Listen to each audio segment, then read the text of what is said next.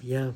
Eh bien, donc, merci d'être là ce soir pour ce deuxième rendez-vous marxien et consacré à l'étude de l'évolution de la pensée de Karl Marx, en ne prenant que l'évolution de sa pensée et bien sûr nullement son application au monde d'aujourd'hui. Comme j'avais dit la fois dernière, ça serait difficile. Alors, difficile, mais néanmoins peut-être possible, bien sûr. Juste redire très rapidement, nous avions vu un Marx jeune, philosophe, critiquant la conception de l'État chez Hegel parce que pas assez démocratique et ne prenant pas assez en compte les besoins du peuple, critiquant la religion avec la célèbre formule l'opium du peuple, mais trouvant en même temps de la religion partout par l'abstraction que demandaient les formes républicaines modernes du monde tout au moins occidental, c'est-à-dire la division entre l'intérêt privé et l'intérêt général qui doit se faire en chaque individu et qui, comme tel, a quelque chose de religieux. On l'a vu aussi interpréter les religions comme finalement toutes à l'époque moderne des religions plus ou moins chrétiennes, il faudrait dire judéo-chrétiennes, où l'individu se sépare lui-même, de lui-même, le travailleur de son travail, le bourgeois capitaliste de son argent qui travaille à sa place et qui n'est pas lui-même.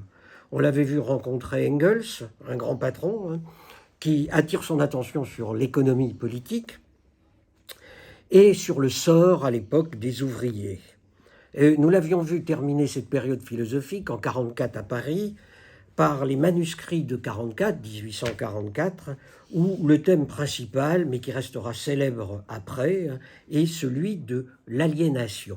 Comment, dans le monde moderne, on peut être aliéné, c'est-à-dire être étranger à soi-même. On aura l'occasion d'y revenir.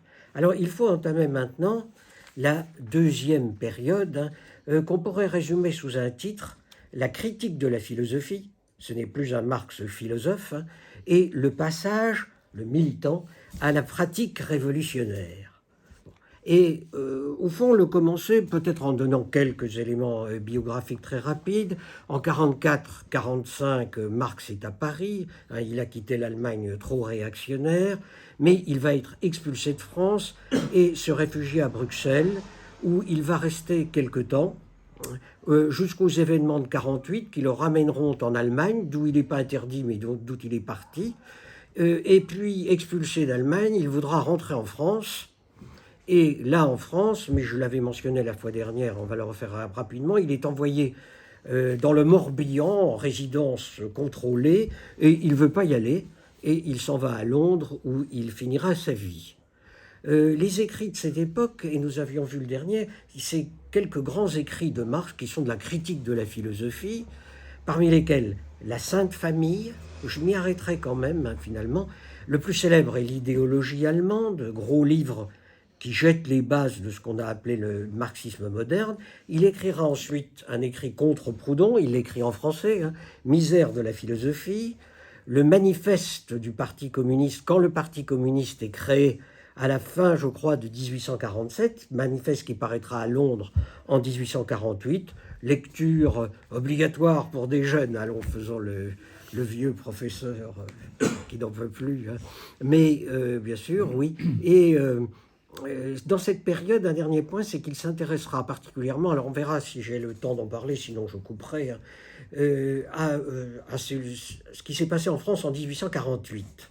Le livre s'appelle « Les luttes de classe en France » et est prolongé d'un autre livre dont je m'étais permis de vous conseiller la lecture, parce que ce sont des livres quand même extraordinaires sur la France. Quelqu'un déjà cité comme Michel Foucault, mais ça nous relancera, dit qu'on n'a jamais fait mieux sur la France que ces deux écrits-là, qui sont au demeurant très lisibles et qui doivent être opposés, c'est très intéressant de le faire pour des jeunes, au texte de Tocqueville, Les souvenirs de Tocqueville, qui sont un très grand texte littéraire où on voit ce qu'est un réactionnaire conscient. Où Tocqueville dit il sort armé et prêt à faire feu sur le peuple qui veut manger du poulet le dimanche. Ce qui pour Tocqueville était aberrant. Bon, mais voilà le cadre d'aujourd'hui, qui nous amènera d'abord à la Sainte Famille, ensuite vers l'idéologie allemande, et on verra après.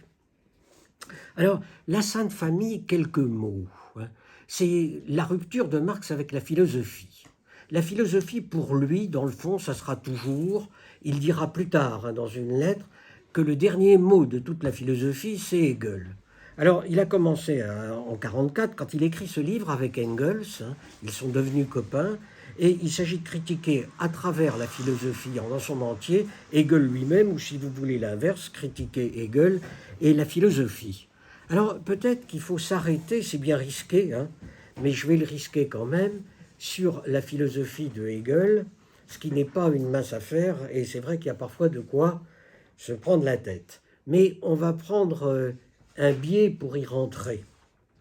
Hegel est quelqu'un qui nous dit, pour étudier l'histoire, je vais le présenter comme ça, pour étudier l'histoire, ce qu'il faut d'abord faire, c'est pas de l'histoire, c'est étudier l'histoire de la philosophie. Alors bon, vous imaginez la tête des historiens encore aujourd'hui, si on leur dit, votre histoire, on s'en fout, hein, c'est très secondaire, regardez plutôt l'histoire de la philosophie. Alors, que veut dire Hegel par là? Il veut dire que ce qui dit l'essentiel d'une époque passée, donc qu'étudie l'histoire, c'est la philosophie de cette époque. Il peut y en avoir plusieurs, mais en général, a tendance à s'en dégager une. Et c'est elle qui va dire l'essentiel du temps, ce qu'il appellera l'esprit du temps. Bon, alors comment il peut dire une chose pareille? On va le simplifier, j'espère pas le caricaturer, et en essayant malgré tout de comprendre vite, en allant vite. Pourquoi la philosophie? Parce que la philosophie montre le problème d'une époque. C'est d'abord les problèmes que les gens se posent à une époque. Ces problèmes, elle en débat, elle en fait une discussion. Cette discussion marque souvent d'ailleurs une opposition entre les uns et les autres. Alors vous voyez, voir le problème, les problèmes, un débat, une discussion, des dialogues ou des oppositions, et la philosophie propose aussi à une certaine époque une solution ou des solutions aux problèmes. Vous voyez, présenté comme ça, problème, débat, solution. Bon. Et ces solutions, elles apparaissent comme les solutions proposées à une époque. Alors, il faut expliquer moins mal que je ne le fais. Hein. Hegel va dire que ce qui a été la philosophie d'une époque, je dis bien ce qui a été, hein, parce qu'on se passe sur le passé, ce qui a été la philosophie d'une époque se voit après l'époque. C'est l'époque d'après qui voit mieux dans la période d'avant. Et elle voit le fond de l'affaire. C'est-à-dire, le fond de l'affaire, vous voyez, la philosophie qui s'est déposée au fond. Ça fait comme un dépôt, le fond. Et au fond, vous trouvez ce qui va faire le fond des choses. Et le fond des choses, vous le voyez après. Alors, si c'est un peu compliqué, mais ça ne le paraît pas tellement, pensez à quand vous regardez une photo.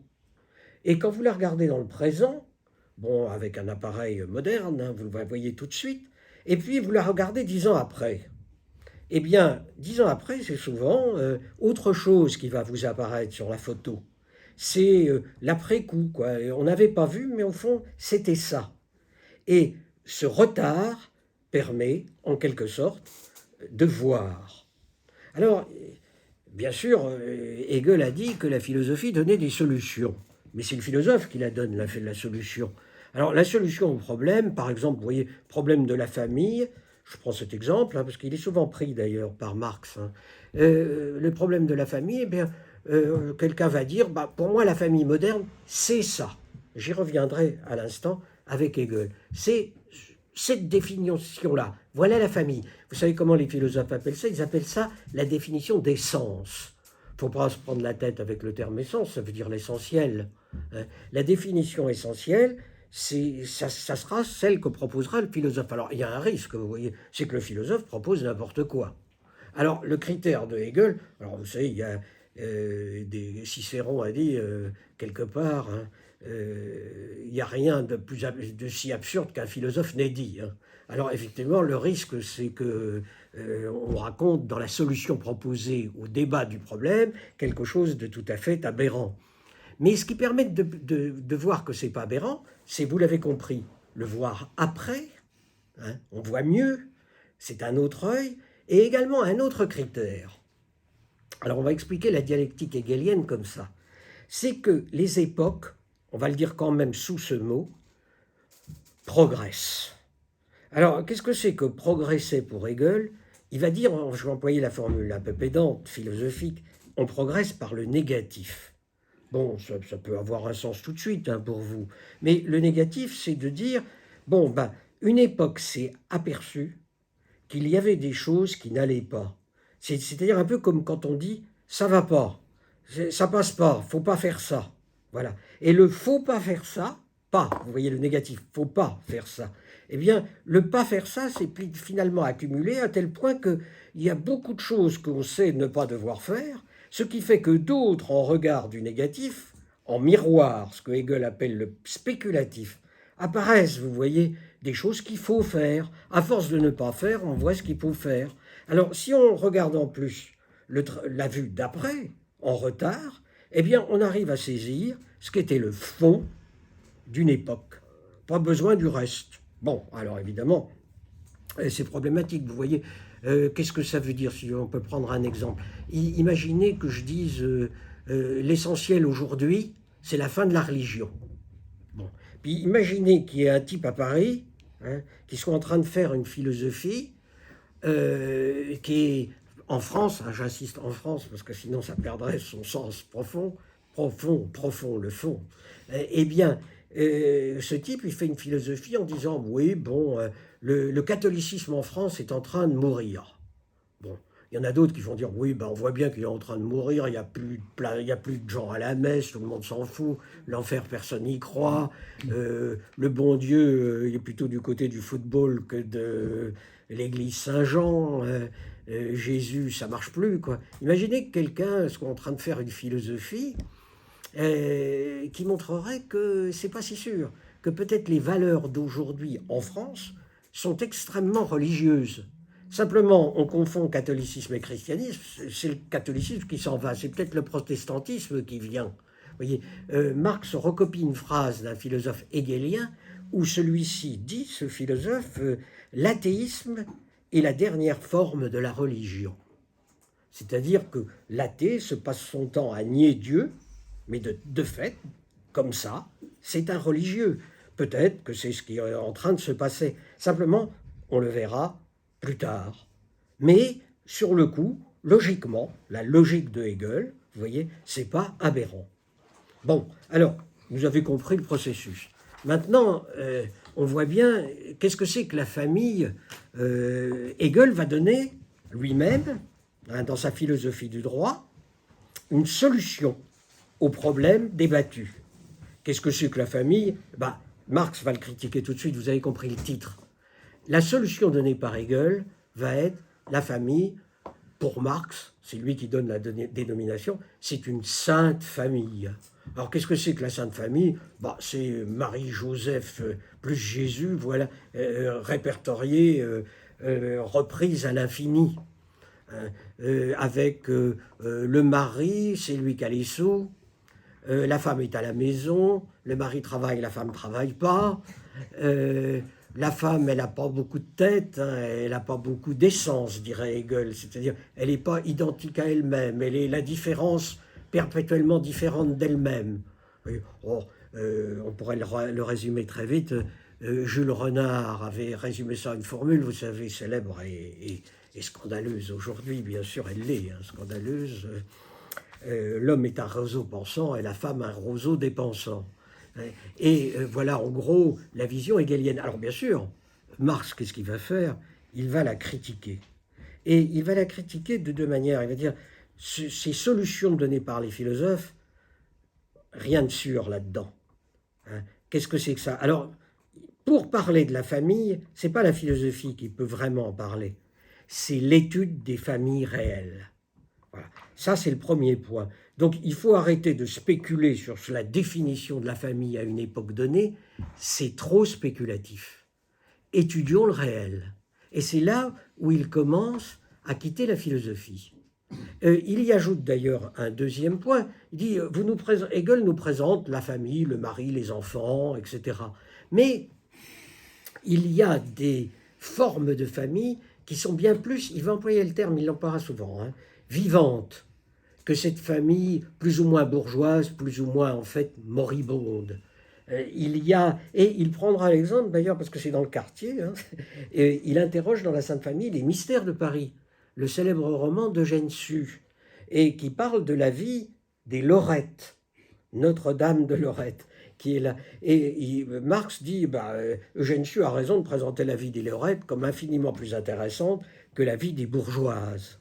Et voilà la double critique qu'il va faire. Hein. Alors, bien sûr, un problème est posé là, hein, dont on ne sort jamais, mais je vous le pose au passage. Vous l'aviez très bien soulevé la fois dernière dans la discussion. Hein. C'est que, bon, étudier la famille réelle.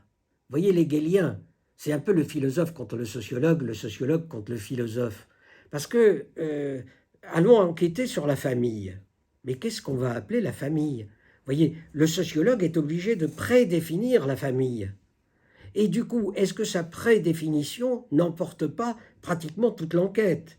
Avec cette autre question plus simple, vous voyez, j'y reviendrai tout à l'heure, cette autre question plus simple. Si vous demandez par enquête sociologique à quelqu'un de définir l'amitié, il va la définir.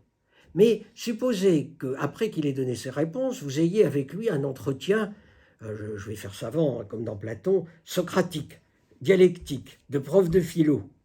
Et puis on discute sur l'amitié. Il n'est pas exclu que la personne dise « Ah oui, ce que j'ai répondu comme étant l'amitié, ça déconne, c'est pas forcément ça. Mais du coup, ça change mes réponses. Et dans l'heure qui suit, je ne répondrai pas à l'enquête de la même manière. » Alors, vous voyez, est-ce qu'on n'est pas, à un moment donné, toujours obligé de donner une définition essentielle ? Si c'est le cas, le philosophe l'emporterait quelque peu.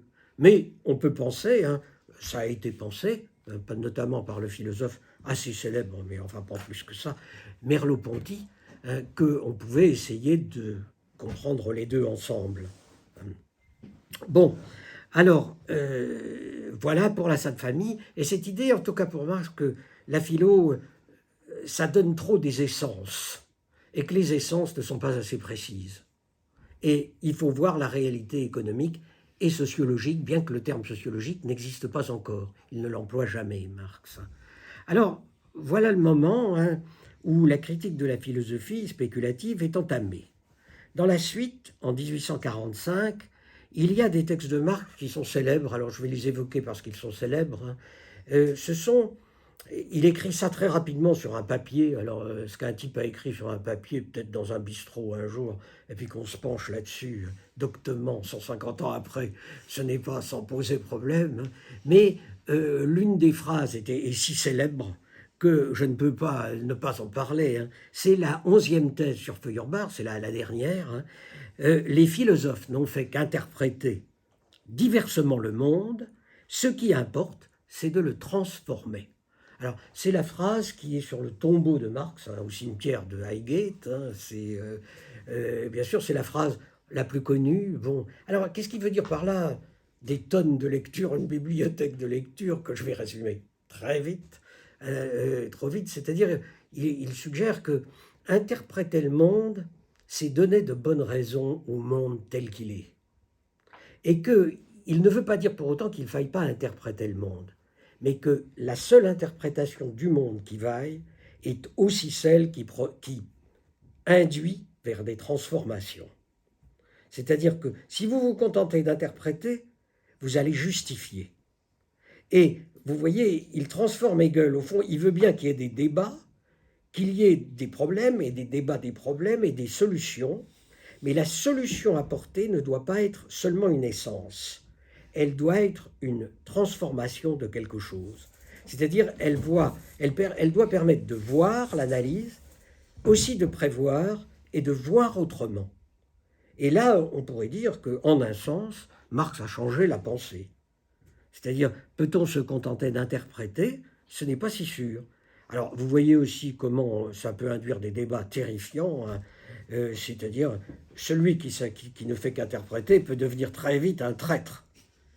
Nous aurons à reparler de ces choses-là qui ont joué un rôle historique évident. Voilà donc pour les thèses sur Feuerbach. Et Marx va alors rentrer, après avoir critiqué la philosophie, suggérer qu'il faut rentrer dans la pratique par la transformation. Remarquez bien que la transformation n'est pas que la pratique militante étroite. Hein. Elle est une pratique qui peut être une pratique de l'analyse intellectuelle. Bon. Alors, ce point souligné, Marx s'attaque aux faits. Il va s'y attaquer de manière un peu lointaine quand même. C'est ce gros texte, ce gros livre qu'est l'idéologie allemande. Alors l'idéologie allemande, il a voyagé en 1845 avec Engels en Angleterre. Il faut rappeler que l'Angleterre est à l'époque le pays capitaliste avancé. Marx n'en sortira pas, hein, bien qu'il parle à la fin, nous y viendrons, des États-Unis. Et ce pays capitaliste avancé va beaucoup marquer, hein, et c'est là qu'il va mettre en place une analyse du réel qui ne passe pas, hein, vous voyez, je fais là dans le pédantisme, qui ne passe pas par l'analyse des essences, vous voyez, qui n'est pas la philosophie traditionnelle. Alors, l'idéologie allemande, qu'est-ce qu'elle va se proposer? Donc, il fait cette visite, écrit avec Engels. Hein, ils ont essayé de publier le texte terminé d'écrire en 1846. Finalement, l'éditeur, ça n'a pas fonctionné. Et Marx va garder le truc dans son placard, je l'avais évoqué la fois dernière. Hein, dans son placard, pendant très longtemps, le texte ne sera édité qu'en 1932. Lénine n'a pas lu l'idéologie allemande, un point qui n'est pas, après tout, historiquement, sans importance. Et le problème, et l'anecdote vaut, je l'ai déjà énoncé, c'est que dans ces placards, les souris vont en manger des gros bouts. Il manque de l'idéologie allemande, voilà, mais c'est pas forcément grave. Alors, qu'est-ce qu'il y a dans l'idéologie allemande? Bien, l'idée qu'il faut rompre avec la question philosophique essentielle. Alors, nous l'avons déjà abordé. Reprenons-le autrement très vite. La question philosophique essentielle, c'est qu'est-ce que les philosophes appellent la question de l'être. Alors, des fois, quand on dit question de l'être, immédiatement, on a l'impression d'être dans la mystique, vous voyez, on se dit, voilà, je me souviens d'élèves, je racontais une anecdote comme ça, qui m'avaient reproché de ne pas parler assez de la question de l'être. Parce qu'il m'avait dit, c'était mieux avec le prof d'avant parce qu'on n'y comprenait rien. Mais bien sûr, cette phrase m'est restée, mais elle vaut ce qu'elle vaut. Hein. Mais la question de l'être, vous voyez, c'est la question posée par le premier des philosophes, évoqué tout à l'heure, Platon. Qu'est-ce que la justice? Qu'est-ce que la République? Qu'est-ce que la mort? Qu'est-ce que le beau? Hein? Et on essaye de répondre sur l'être de la chose. Vous voyez, il y a être chaque fois que vous utilisez le verbe être. Si vous dites il est le 25 mars, bon ben voilà, c'est l'être et le temps. Mais c'est pas si compliqué que cela. Et Aristote appelle la métaphysique, vous voyez ce qui étudie, ce qui est au-delà du monde physique, la science de l'être en tant qu'être. Bon, qu'est-ce qu'on veut dire quand on emploie le mot être? Or, si vous y réfléchissez, c'est loin d'être si évident que ça. Mais on l'utilise. Bon. Alors, Marx va dire, c'est pas la question qu'il faut se poser. Parce que ça mène qu'à des trucs ténébreux, qu'on n'arrive pas à déchiffrer. Les questions sont plus simples. Et il faut partir du simple. Alors, qu'est-ce que le commencement? Ben, c'est simple, c'est le moment d'y venir. C'est qu'il y a des individus vivants. Alors ça, c'est difficile de dire le contraire, hein, parce que, bon... et ces individus vivants ont un certain nombre de besoins. Ces besoins, qu'est-ce que c'est? D'abord, manger, boire, dormir. Donc, la question du logement, Engels écrira plus tard un livre qui s'appelle « La question du logement », est beaucoup plus importante que la question de l'être. Voilà, où je vais dormir ce soir, ça a un sens, l'être, bon, on peut s'en passer. Voilà l'idée. Donc, des individus vivants avec des besoins. C'est le premier moment. Et il dit, faut voir comment ces individus vivants vont satisfaire leurs besoins. Voilà la première tâche de la pensée. Alors, il va ajouter un deuxième point, mais ça va de soi. Il dit, les besoins, ce sont d'abord les besoins naturels. Mais les besoins naturels ne font absolument pas le tour des besoins. C'est-à-dire, de la satisfaction des premiers besoins naissent de nouveaux besoins. Et ces nouveaux besoins ne sont plus naturels, ils sont historiques. Bon, si vous voulez, je peux prendre un exemple anachronique avec Marx. Aujourd'hui, dans certains endroits de France, on a besoin d'une voiture. Mais à la préhistoire, on n'avait pas besoin d'une voiture parce que le type économique dans lequel on vivait ne passait pas par là et que n'importe comment, on n'était pas à ce niveau d'invention technique.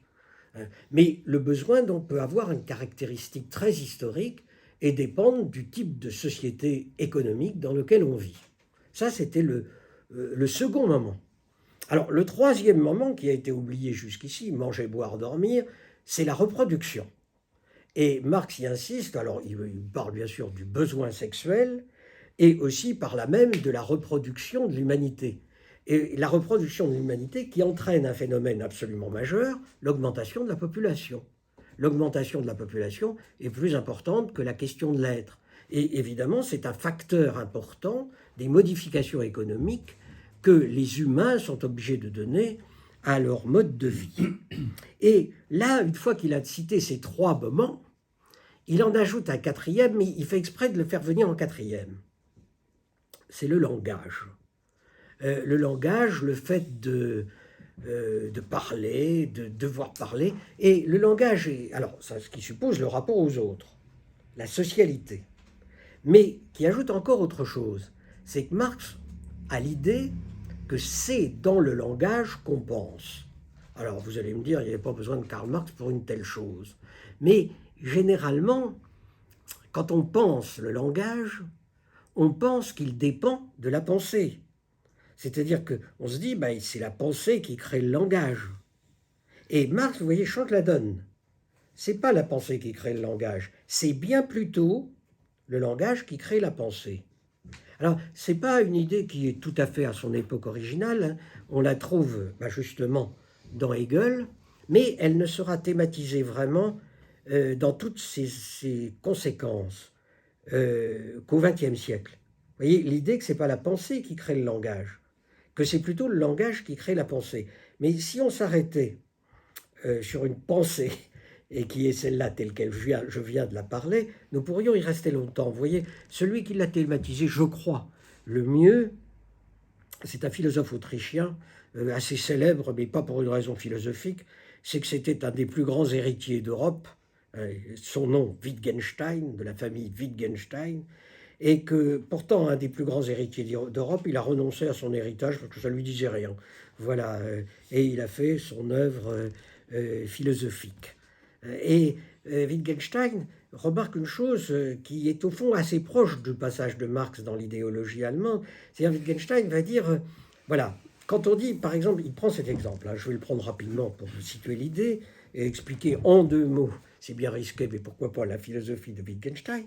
Et Wittgenstein dit, si je dis j'ai mal aux dents, phrase banale, vous en conviendrez, eh bien, on va dire que j'exprime mon mal de dents.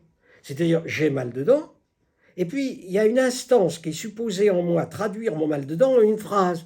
J'ai mal aux dents. Voilà. Mais il faut une instance de traduction. Vous voyez l'astuce de Wittgenstein, comment peut-il y avoir une instance de traduction qui ne soit pas déjà du langage? Ça ne tient pas à ce truc-là. Alors, pour trouver la solution, Wittgenstein renverse la marmite, si on peut dire. Il va dire, c'est simple, j'ai mal aux dents, n'exprime pas mon mal de dents, ne le traduit pas, ne le véhicule pas, n'est pas l'instrument de. C'est tout simplement un élément du mal de dents. C'est-à-dire que quand quelqu'un a mal aux dents, il va dire j'ai mal aux dents, et le j'ai mal aux dents est équivalent du mal de dents de la dent. Voilà. Et au fond, Marx va se situer dans cette optique. Ce qui veut dire que la pensée est forcément très contextualisée par les autres. Nécessairement. C'est-à-dire, c'est dans le rapport à l'autre que la pensée va commencer. Il n'y a pas d'intériorité qui traduise le langage.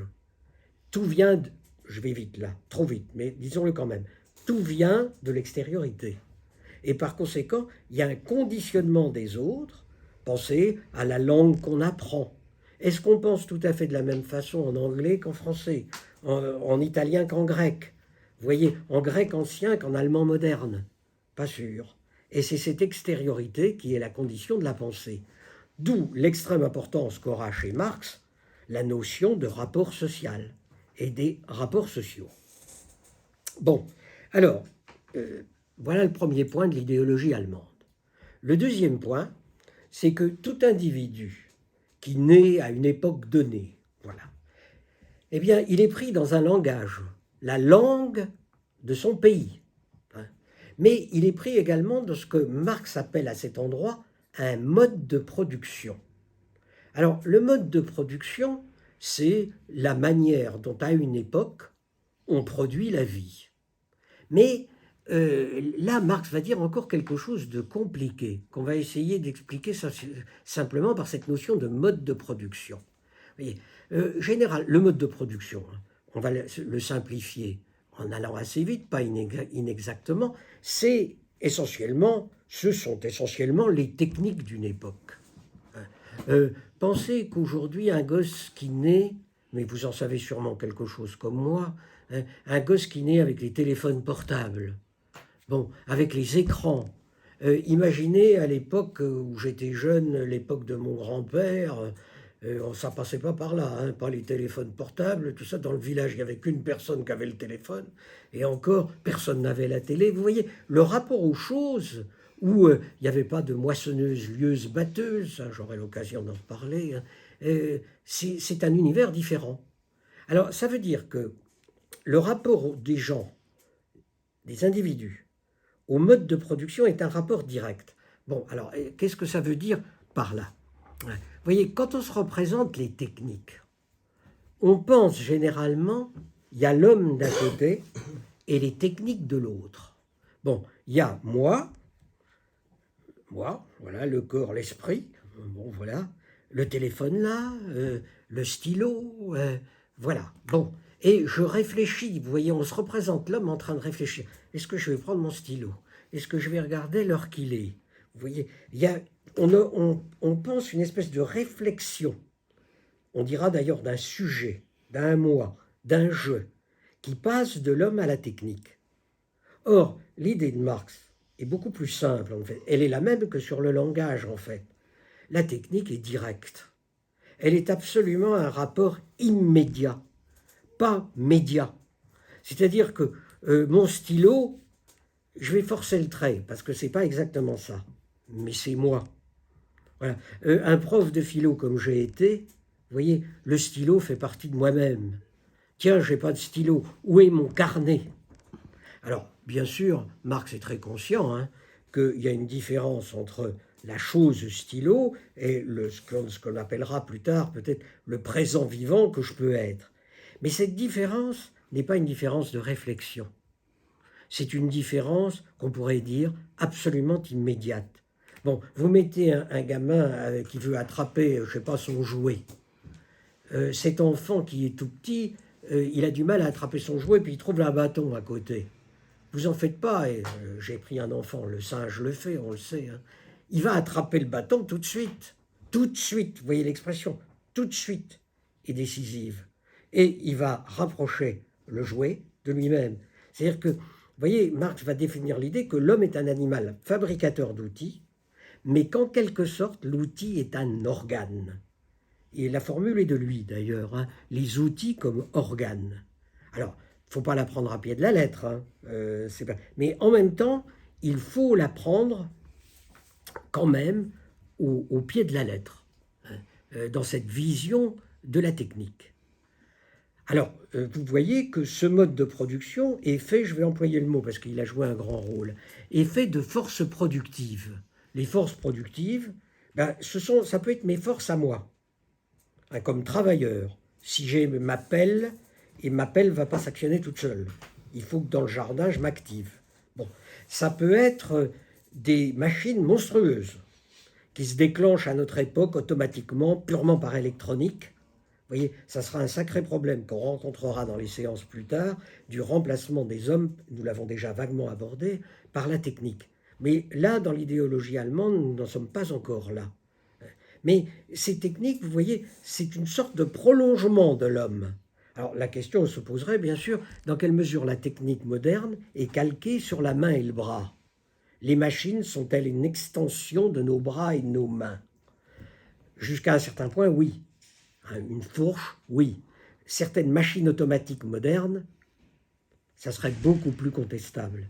Mais bien sûr, ça va jouer un rôle le moment venu dans l'économie. Donc voilà les forces productives avec une question derrière. Comme premier exemple de force productive, j'ai pris mon corps. La question se posera, et c'est une question moderne, est-ce que le corps peut être une force productive? Ou bien est-ce qu'il y a une distinction à faire entre l'un et l'autre? Vous voyez, chez Marx, il fera la distinction. Il faut y insister. Le corps ne peut pas être pour lui entièrement une force productive. Force de production et corps ne sont pas deux notions semblables, même si une certaine forme d'esclavage réduit le corps à la force productive. Mais c'est justement l'esclavage. Alors là, j'aurai l'occasion d'en reparler, je le cite maintenant, parce qu'il y a une source qui sera plus sensible dans le manifeste du Parti communiste. Il y a un moment dans le manifeste du Parti communiste, Marx dira « La bourgeoisie a foulé aux pieds la dignité personnelle des hommes ». C'est le début de la deuxième partie du manifeste, texte extraordinaire, où il dit « La bourgeoisie a glacé, a mis toutes les relations humaines dans les eaux glaciales du calcul égoïste ». C'est célèbre. Bon, et il va dire la dignité personnelle. Alors là, il y a une référence qu'il n'a pas citée. Il le cite d'ailleurs pratiquement jamais, mais il est présent. C'est une référence au philosophe Kant. C'est quand Kant va dire, à un moment donné, dans les fondements de la métaphysique des mœurs, il y a ce qui a un prix et il y a ce qui a une dignité. Et ce qui a un prix ne peut pas avoir de dignité. Ce qui a de la dignité n'a pas de prix. Et là, vous avez toute une échelle de valeurs, et dans lesquelles Marx, par un texte très rapide, marque certainement son adhésion. Alors, continuons l'idéologie allemande. Ce qu'on rencontre encore, c'est dans la division du travail. Et la division du travail, quand un enfant naît, les parents vont lui dire, oui, c'est très simple, hein, les parents vont lui dire, tiens, tu pourras peut-être faire ce métier-là. Vous voyez, les enfants veulent tous être pompiers, gendarmes, enfin, etc. Bon, mais les parents vont répondre autre chose. Bon, et cette division du travail, on la trouve en place. Marx remarque une pensée difficile que j'énonce rapidement. La division du travail est la même chose que la propriété privée. Bizarre comme phrase, mais elle veut dire, je crois, que quand il y a des travaux dans la division du travail qui sont subalternes d'exécution, il y a forcément quelqu'un qui commande. Et ce quelqu'un qui commande est toujours en dernière instance, même si à l'époque moderne il y a un manager, un propriétaire. Et là se scinde une division absolument radicale. Pour lui, historiquement, la plus grande division du travail, c'est assez célèbre, elle tient à la division entre le travail manuel et le travail intellectuel, parce que ça marque un moment de la division des classes sociales. Il y a des gens qui vont décider, et puis des gens qui vont agir, avec le risque que, bien sûr, la division soit totale. Alors, à certaines époques, chinoises, pour ne rien nommer, ces phrases de Marx ont joué un rôle historique tout à fait particulier, parce que justement, il fallait résorber la division du travail manuel et intellectuel. Alors, on a mis les intellectuels au manuel, quand on n'a pas toujours mis les manuels à l'intellectuel, mais enfin un peu. Et bien sûr, avec tous les problèmes que ces choses peuvent générer. Bon, alors vous voyez, mode de production, force productive, mode de propriété, division du travail. Les formes de propriété, elles ont énormément changé. Marx les cite dans l'idéologie allemande, mais vous le savez, je n'ai pas le temps trop d'y revenir, entre la propriété antique, les grandes propriétés foncières, par exemple des propriétaires romains avec esclaves, et puis la propriété moderne de l'usine, ce n'est pas forcément la même forme de propriété. Dans l'Antiquité au Moyen-Âge n'existe pas le pouvoir du capital sur la propriété. Cela existe dans la modernité, donc dans ce monde moderne qui est le nôtre. Alors s'ajoute à cela, ce qui va être important bien sûr dans l'idéologie allemande, l'existence des classes. Il y a des classes. Et les classes, Marx les pense dans l'idéologie allemande, il les pensera toujours de la même façon. hein, bien qu'il n'ait pas eu le temps tout à fait de s'exprimer sur pourtant ce qui jouera un rôle dans le monde moderne du XXe siècle extrêmement grand. Il voulait s'y exprimer à la fin du livre 3 du Capital, mais le livre 3, il dit « je vais parler des classes », et clac, Marx est mort. Était-ce un signe de quelque chose? Je ne sais pas, mais du coup, ça n'est pas entièrement développé. Alors, les classes chez Marx, ils ont une particularité qu'on oublie très souvent. Ce ne sont pas d'abord des classes sociologiques ou économiques. Je préciserai tout à l'heure. Ce sont des classes politiques. Alors, comment il peut dire une chose comme ça? Il va dire, vous savez, dans la société, et ça se voit à l'œil nu, j'y ai insisté d'ailleurs à plusieurs reprises, il n'y a que des individus vivants. Bon. Et ces individus vivants ne forment pas une classe. Hein, pas du tout. Ils sont le plus souvent hostiles les uns aux autres, concurrents les uns des autres, et non, on pourrait prendre, vous voyez l'exemple, hein, de deux épiciers, l'un à côté de l'autre, l'un en face de l'autre dans la rue Victor Massé. Vous pensez s'ils vont faire classe? Ils vont se détester. Hein. Faut dire, ce salaud va encore piquer les clients, etc. Bon, voilà. Et l'opposition est absolument permanente. Par contre, si l'État décide du jour au lendemain de doubler l'imposition de mes deux épiciers de la rue Victor Massé, ils vont dire l'un et l'autre, ah ben voilà le pompon, hein, ça va pas faire, ça va pas marcher. Qu'est-ce qu'ils vont faire? Ils vont aller se voir. Ils vont dire, on ne peut pas accepter ça. Et là, ces gens qui se détestent vont trouver le moyen de s'accorder. Vous voyez, les classes n'existent que par l'opposition des individus entre eux. C'est lorsqu'il y a, parlons comme ça, quasiment un ennemi que la classe se forme. C'est à ce moment-là qu'elle trouve son unité. Autrement, il n'y a jamais que des séparations d'individus hostiles le plus souvent, pas toujours, les uns aux autres. Bon, avec un danger hein, qu'il faut mentionner là. Alors, il ne le dit pas d'ailleurs, Marx, il reprend ça à Hegel, hein, mais Hegel avait mieux vu que lui, je crois, les dangers que ça portait. C'est que vous êtes assemblés que de vous opposer. Bon, il y a des moments où l'ennemi, il est très très clair. Hein. Cet ennemi, on le connaît bien. Hein, bon, on est contre lui ensemble, il n'y a pas de problème. Mais ça peut dériver. C'est-à-dire que, vous voyez, dans le parti, on est dans le parti, hein, on s'oppose aux autres, ça va. Puis dans le parti, on commence à s'opposer. C'est-à-dire, A et B sont contre C et D. À partir de quel moment la différence dans le parti, entre A et B et C et D, ne risque pas de se figer en opposition?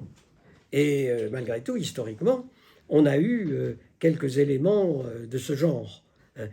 Pour ne citer que lui, parce qu'après tout, il a été beaucoup marqué par ça. Le camarade, appelons-le ainsi, hein, ce qui est Vladimir Ulyanov, hein, Lénine, disait dans un de ses textes, tome 27 des œuvres de Lénine, page 278, « Il n'existe aucune contradiction de principe entre la démocratie soviétique, c'est-à-dire socialiste, et le recours au pouvoir dictatorial personnel. » Ne pouvait pas être plus net. C'est-à-dire que la différence s'étant figée en opposition, ça risque toujours de se radicaliser. Alors, il faut ajouter, hein, je vais vite sur les classes, que je n'aille pas à plus d'une heure, hein, sur les classes jouent de leur opposition, naissent de l'opposition. Oh, un exemple encore comme ça, vous avez ça dans les mémoires de, tout le monde connaît peut-être le monsieur du Figaro, Raymond Aron. Dans les mémoires de Raymond Aron, il était en bisbille, il ne s'aimait pas beaucoup d'ailleurs avec le général de Gaulle. Le général de Gaulle disait de Raymond Aron, la phrase est célèbre, journaliste au Collège de France, professeur au Collège de France du journalisme. Bon, ce qui était assez méchant pour Raymond Aron, qui était un savant hein, politiquement à droite, plutôt centriste. Hein. Et Aron, dans ses mémoires, dit « J'étais hostile au général, tout ça, mais oh, voilà mai 68. » Il dit « J'entends sous mes fenêtres la manifestation gaulliste. » Il dit « J'ai explosé. Je suis allé immédiatement à la manifestation. » Vous voyez comment la classe se crée dans l'opposition à l'ennemi. Bon, avec les risques que je viens de souligner, très nettement marqués dans l'histoire, il faut bien dire, du socialisme. Alors, encore un autre point, oui, ce que je voulais dire, c'est que les classes, pour Marx, ont quand même quelque chose de social. C'est-à-dire que, vous voyez, un individu, dit-il, peut trouver sa vie un peu tracée dans la généralité de sa classe.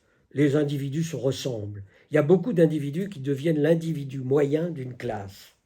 Mais l'existence de la classe sera pour Marx toujours, j'y reviendrai un peu, liée à l'existence du mot classe. Bon, c'est un peu quand je me pense dans une classe que je fais aussi la classe sociologique. Et Marx sera toujours méfiant avec cette notion, mais je vais la détailler un tout petit peu plus tout à l'heure. Hein. Vous voyez, pour Marx, il y a un côté, nous l'avions évoqué la fois dernière, vous aviez été excellent sur ce thème, de nominalisme. Hein. C'est-à-dire, personne n'a jamais rencontré une classe. Vous ne rencontrez pas quelqu'un en disant « Bonjour la classe petite bourgeoise hein, ». Il dit ah, « Il est bien toqué hein. ». Voilà. De même, vous n'avez jamais rencontré l'homme, la femme. Bonjour la femme. Enfin bon, ça ne tient pas debout. Oui. Statut de l'existence des généralités des mots. C'est un problème que Marx s'est toujours posé. Mais on va y revenir parce que ça induit au problème suivant qui suit la classe et qui se trouve dans l'idéologie allemande. Dans l'idéologie allemande, c'est justement celui de l'idéologie. Qu'est-ce qu'une idéologie? Alors, une idéologie, pour Marx, dans l'idéologie allemande, je le situe, ça vient de deux choses. Le premier, la division du travail. Le second, je viens de l'énoncer avant, la généralité des mots employés dans le langage. Alors, là, venons au premier point, donc non pas la généralité, mais la division du travail. La division du travail, eh bien, je fais tel boulot. Je le fais tous les jours, toutes les heures. Je gagne tant. Je suis habitué à mon boulot. Et finalement, ça devient quelque chose que j'ai tendance à autonomiser à part. Marx emploiera le mot parfois hypostasier. Il emploiera l'expression allemande, vous voyez, mettre devant soi. C'est-à-dire que je vais avoir tendance à penser que la vision du monde que j'ai, à travers ma petite division du travail, souvent un peu étroite et mesquine, surtout quand je suis un petit bourgeois. Marx n'aimait pas les petits bourgeois. Les textes sur les petits bourgeois sont absolument terribles. Bon. Mais, on y reviendra aussi. Hein. Mais j'ai tendance à penser que tout le monde a la même vision que moi. Et que tout le monde vit comme moi. Vous voyez, je ne fais pas ces descriptions précises.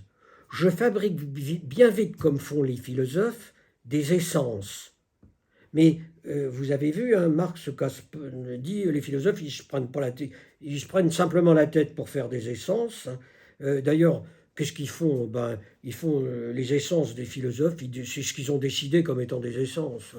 Donc, ça n'aura pas grande valeur. Alors, ce qu'il faut, c'est justement ne pas se laisser aller à la généralisation à partir de sa propre position. Vous voyez, pas faire ce que Marx appelle pour lui la philosophie, c'est toujours, enfin disons-le d'un trait, hein, c'est toujours de la philosophie de bistrot. La philosophie et le bistrot sont profondément liés. Au bistrot, on refait le monde, hein, et puis une fois qu'on a refait le monde à la fin du bistrot, ben, le monde est toujours là. On a bien rêvé pendant un moment, on a construit des essences, et bonjour, le monde est toujours là, parfaitement réel, sans essence, hein, sans jeu de mots. Mais voilà le problème. Alors, le risque de la généralisation est un risque philosophique. Et Marx dira, par exemple, que les professeurs, les juristes, les avocats, tous les gens qui ont une pratique beaucoup axée sur les mots et pas sur la matière, ils ont encore plus tendance que les autres à généraliser leur point de vue et à penser que tout le monde pense comme eux. Leur place étroite dans la division du travail devient une place générale, ce qui fait que leur point de vue politique est absolument faussé, faute de rigueur dans l'étude intellectuelle des faits réels. Ça, c'est le premier point. Puis le deuxième point, ben, il va un peu avec le premier, deuxième point de l'idéologie, c'est-à-dire que le langage, voilà, on va dire, oh, c'est un petit bourgeois. il appartient à la classe petite bourgeoise. Et je vais faire un truc de la classe petite bourgeoise qui va peut-être être juste, mais qui est toujours quelque peu problématique. Alors, pourquoi un fanfaron, il a toujours tendance à s'enfler, hein? Alors, il ne veut pas dire que c'est un enflé, mais presque. C'est-à-dire, vous voyez l'idée, hein, le petit bourgeois, c'est quelqu'un qui va volontiers se présenter comme bourgeois, alors qu'il ne l'est nullement. Bon, mais ça fait partie de l'idéologie. Celui qui est le plus près aussi de la vérité, hors idéologie, c'est l'antithèse du bourgeois, c'est-à-dire le travailleur qui va au travail dur et qui se rend mieux compte du réel que de l'imaginaire. Lui n'a pas tendance à se penser forcément comme un petit bourgeois. Il utilise moins le langage, donc il généralise moins. L'idéologie est moins forte dans le haut de la société, en un sens, et dans le bas, parce que le rapport au réel est plus fort. Alors le rapport au réel, c'est ce qu'il faut s'efforcer de décrire, mais sans qu'il soit décrit en étant emporté par les mots. Bon, voilà les structures de l'idéologie allemande, avec cette difficulté, hein, qu'il faut signaler, que nous avons déjà signalée. C'est comment parler, par exemple, de la famille quand il n'y a pas de définition de la famille. La question est bien délicate. Hein. Et vous voyez une phrase de Marx, hein, je l'ai recopiée telle quelle, dans l'idéologie allemande. Là où la famille est réellement dissoute, dans le prolétariat par exemple, vous voyez, là où la famille est réellement dissoute, dans le prolétariat par exemple, le concept de famille n'y existe pas. Il n'y a pas d'essence de la famille. Il n'y a pas la famille, sainte famille ou famille bourgeoise. Le concept de la famille n'y existe pas. Mais Marx ajoute, aussitôt après, mais par moment, nous pouvons trouver un penchant pour la vie familiale. Bon, la difficulté, vous la voyez, je pense. Comment peut-on parler des moments de vie familiale si on ne sait pas ce qu'est la famille? Vous voyez, le philosophe dirait là, la question de l'être, peut-être qu'elle revient. Vous voyez, vieux débat, mais qui reste... alors, dans le texte de l'idéologie allemande, je passe sur ce débat, Marx montrera que beaucoup de notions générales n'ont pas de sens. La plus célèbre qui est montrée dans l'idéologie allemande, ce sur quoi il faut s'arrêter juste une minute, c'est celle d'homme. Ce qui fera que plus tard, dans le Capital, Marx sera relativement opposé à la question des droits de l'homme, en disant ça ne veut rien dire. L'homme, qu'est-ce que c'est? Quelle définition allez-vous donner? Ce qu'il faut, c'est plutôt voir, par exemple, dans un conflit dans une usine, quelles sont les choses qu'on peut dégager concrètement en faveur des travailleurs, plutôt que de poser la question des droits de l'homme, qui est trop vague, trop générale. On ne rencontre pas l'homme. Il fera la même chose pour la liberté. On peut parler des libertés, mais pas de la liberté. Maintenant, vous voyez toujours rebondir la question. Comment définir les libertés si on ne sait pas ce qu'est la liberté? Hein, quelqu'un a dit, là où Platon sort par la porte, il rentre par la fenêtre. Bon, c'est pas complètement impossible. Voilà le thème. Alors, terminons sur un point. Dans l'idéologie allemande, outre les points donc, que je viens d'indiquer, on trouvera au fond encore, on pourrait dire, une idée importante, enfin deux idées importantes qu'il faut quand même énoncer. C'est que les révolutions viennent de la contradiction entre les forces productives, les techniques, et les modes politiques de propriété de vie. Bon, alors ça pose un problème. Je vais simplement, pour ne pas durer trop, hein, et terminer dans l'heure à peu près assignée, vous voyez, quand je vais prendre un exemple personnel, mais quand j'étais petit, qu'il fallait faire les foins, on avait pour mettre le foin en botte, il fallait 20 personnes à faire le champ dans la journée. J'exagère un peu, mais enfin, une bonne dizaine. Bon, maintenant, vous avez une machine qui rentre avec le tracteur, une seule personne qui passe dans le champ et qui ressort, les bottes sont faites. Pareil pour le blé. C'est-à-dire que les techniques changent évidemment la quantité d'hommes au travail. Et que plus les techniques avancent, plus elles ont une force productive, plus, si je peux parler ainsi, parce que ce serait plutôt moins, le nombre d'hommes diminue.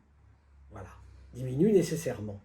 Alors Marx dit que quand la contradiction entre les deux devient trop vive, cela produit une révolution. Voilà. L'évolution des techniques et la possibilité de régler l'usage humain, si je puis dire, dessus, fait que la distorsion entraîne une révolution, en général violente, et qui fait passer à un autre stade de la société. Sans m'y attacher trop, je ne peux pas... Marx explique en gros comme ça, d'ailleurs, la Révolution française. C'est-à-dire que l'invention des techniques, le développement des commerces qu'elles ont entraînés, n'allait plus avec la survie de la domination des aristocrates. Ou bien les aristocrates devenaient bourgeois, ou bien ils disparaissaient. Bon. Ceci dit, il y a un problème qu'il faut souligner au passage dans cette vision de Marx. C'est que Marx, dès l'idéologie allemande, a l'idée que dans cette contradiction, la société évolue vers quelque chose de supérieur socialement. Autrement dit, quelque chose de plus humain. Par exemple, avec les techniques modernes qui laissent sur le carreau, parlons ainsi, beaucoup de travailleurs, eh bien l'évolution devrait se faire dans un sens socialiste. Les socialistes peuvent conseiller de devenir socialistes, mais vous voyez, il n'y a peut-être aucune garantie, en quelque sorte de dialectique automatique, que ça se fasse automatiquement. Il y a bien un problème qui est posé là. Mais c'est au centre de l'idéologie allemande. Les principales transformations historiques viennent de cette distorsion qu'il appelle une contradiction. Un dernier point sur l'idéologie allemande, parce que ça s'y trouve encore, c'est que l'abolition, deux idées, comme je l'ai cité, puis j'arrête, l'abolition de la propriété privée n'est possible, dit Marx, là c'est contre Proudhon, mais j'y reviendrai plus tard, que par le passage dans la grande industrie.